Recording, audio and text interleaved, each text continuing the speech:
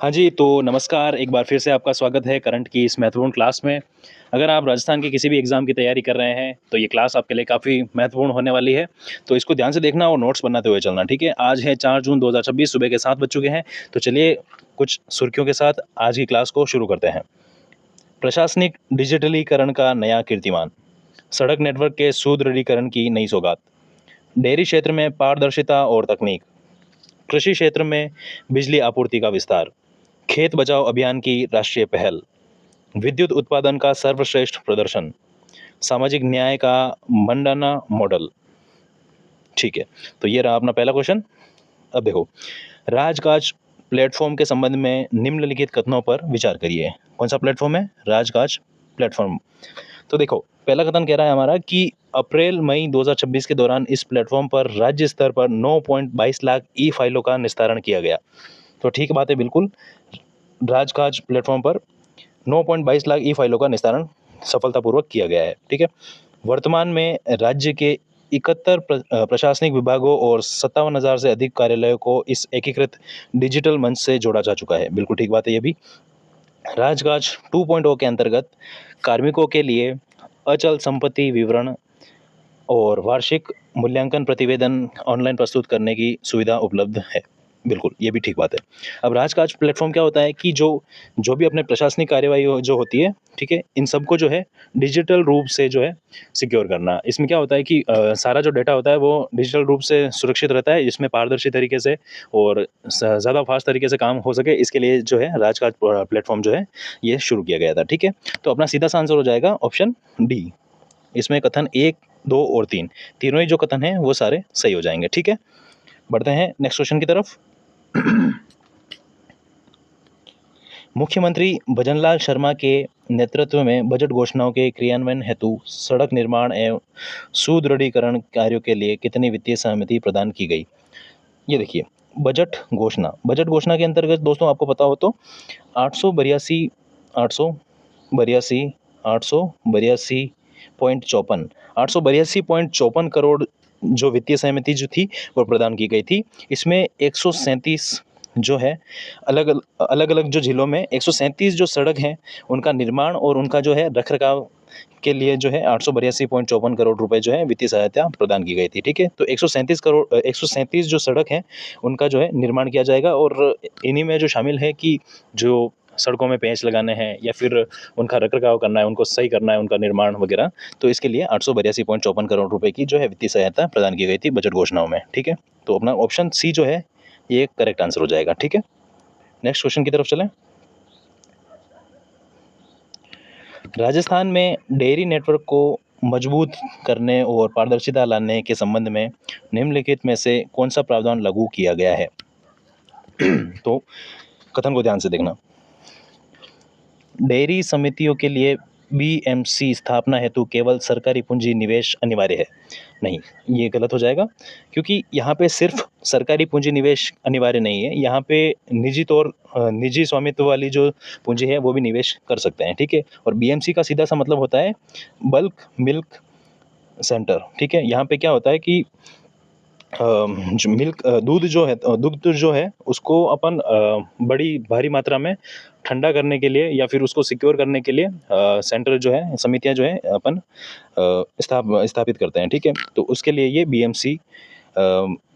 BMC जो है इसकी समितियों की जो है स्थापना कर रहे हैं। ठीक है, तो इसमें सरकारी पूंजी का केवल सरकारी पूंजी का निवेश अनिवार्य नहीं है, इसमें निजी स्वामित्व भी लगा सकते हैं। ठीक है, नई आवंटन नीति के तहत दुग्ध सरकारी समितियां अब ऑनलाइन आवेदन के माध्यम से केंद्र स्थापित कर सकेगी। बिल्कुल ठीक बात है।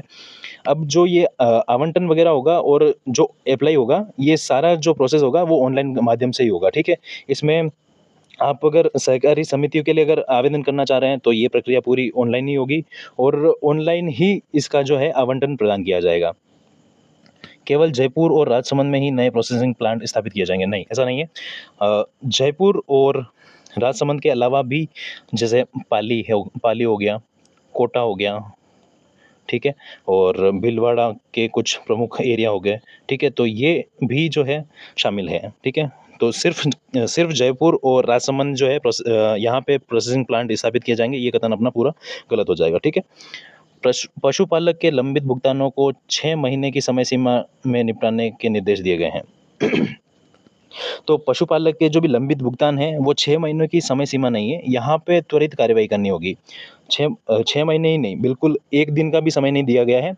और यहाँ पे तुरंत जो है तुरंत जो है जो लंबित भुगतान है वो उनको जो है निपटाने का निर्देश दिया गया है। और यहाँ पे जो है सख्त निर्देश दिया गया है कि तुरंत से तुरंत, मतलब जितना जल्दी हो सके उतना जल्दी जो है लंबित भुगतानों को निपटाने के लिए निर्देश दिए गए हैं। ठीक है, तो ये भी ध्यान रखना। अपना करेक्ट आंसर हो जाएगा नई आवंटन नीति के तहत दुग्ध सहकारी समितियां अब ऑनलाइन आवेदन के माध्यम से स्थापित कर सकेंगी। ठीक है, तो ऑप्शन बी जो है ये करेक्ट आंसर हो जाएगा। ठीक है, तो नेक्स्ट क्वेश्चन है हमारा। देखो, प्रदेश में कृषि उपभोक्ताओं को दिन में बिजली उपलब्ध कराने के संकल्प के संदर्भ में निम्नलिखित कथनों पर विचार करिए। पहला कथन है हमारा कि चित्तौड़गढ़ जिला प्रदेश में कृषि उपभोक्ताओं की सर्वाधिक संख्या वाला जिला है। सबसे पहले ये देखो कि कृषि उपभोक्ताओं की सर्वाधिक संख्या वाले जिले कौन कौन से हैं। तो स्टार्टिंग में जो जिले हैं यहाँ पे चित्तौड़गढ़ के साथ साथ टोंक का भी नाम आता है। ठीक है, तो ये भी ध्यान रखना। ठीक है, तो पहला कथन अपना सही हो जाएगा। ठीक है, पहले नंबर पर चित्तौड़गढ़ जिला है। अब तक प्रदेश के कुल 26 जिलों में किसानों को दिन के 2 ब्लॉक में बिजली आपूर्ति की सुविधाएं मिल रही है। बिल्कुल ठीक बात है, 26 जिलों में दिन के 2 ब्लॉक में बिजली आपूर्ति हो रही है। ठीक है, यहाँ पे राज्य सरकार ने कहा है कि 2027 जो है इसको लक्ष्य मानते हुए पूरे प्रदेश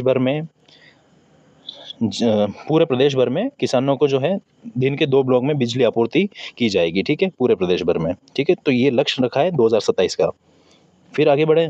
पीएम कुसुम योजना के तहत प्रदेश के गांव ढाणी में 4338 मेगावाट की 1967 लघु और सौर परियोजनाएं स्थापित की जा चुकी है। बिल्कुल ये भी कथन ठीक हो जाएगा, यानी कि अपने जो तीनों स्टेटमेंट जो है वो सही हो जाएंगे। ठीक है, तो ऑप्शन डी जो है हमारा यहाँ पे करेक्ट आंसर हो जाएगा।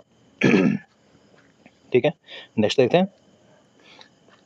देखो, केंद्रीय कृषि एवं कृषक कल्याण मंत्रालय द्वारा खेत बचाओ अभियान के संबंध में निम्नलिखित कथनों में से कौन सा गलत है।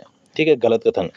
तो देखो, खेत बचाओ अभियान इसकी जो शुरुआत हुई थी ये हुई थी 1 जून 2026 से। ठीक है, 1 जून 2026 से इसकी शुरुआत हुई थी और ये चलेगा 30 जून तक, 30 जून 2026 तक ये चलेगा। ठीक है, इसका जो मुख्य उद्देश्य होगा दोस्तों ये होता है कि रासायनिक जो खेती है उसको रासायनिक खेती से हटाकर और परंपरागत खेती की तरफ मोड़ना है। ठीक है, तो रासायनिक खेती से परंपरागत खेती की तरफ इसको जो है लाना है। ठीक है, क्योंकि ज़्यादातर जो भूमि है वो रासायनिक उत्पादों को, रासायनिक जो भी उर्वरक हैं उनका प्रयोग करके खराब हो रही है, तो उसका प्रयोग कम करना और परंपरागत खेती की तरफ लाना इसका अभियान का मुख्य उद्देश्य है। ठीक है, और बात करें इसका शुभारंभ, तो इसका शुभारंभ जो है ये हुआ था अलवर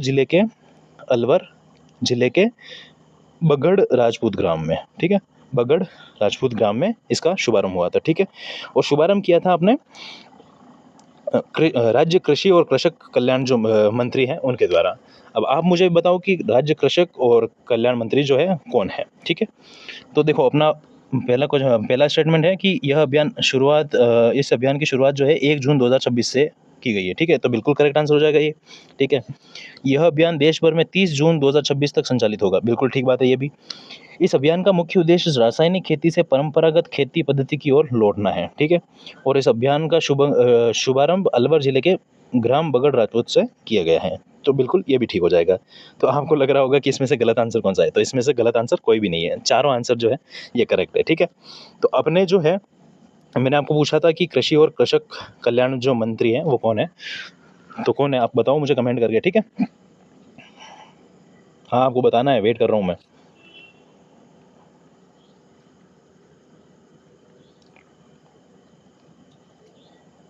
ठीक है, कमेंट करके बता देना मुझे। चलो मैं आगे बढ़ रहा हूँ। राजस्थान विद्युत उत्पादन निगम हालिया उपलब्धियों के संबंध में निम्नलिखित कथनों पर विचार करिए। ठीक है, तो निगम की 23 थर्मल इकाइयों ने 2 जून 2026 को अब तक का सर्वश्रेष्ठ 7171 मेगावाट विद्युत उत्पादन दर्ज किया गया। बिल्कुल ठीक है। सूरतगढ़ थर्मल विद्युत गृह की सभी 8 इकाइयों ने अपना अब तक का सर्वश्रेष्ठ उत्पादन दर्ज किया है। बिल्कुल ठीक बात है। कोयला आधारित इकाइयों का कुल क्षमता उपयोग 94.60 रहा, तो ये कथन भी ठीक हो जाएगा।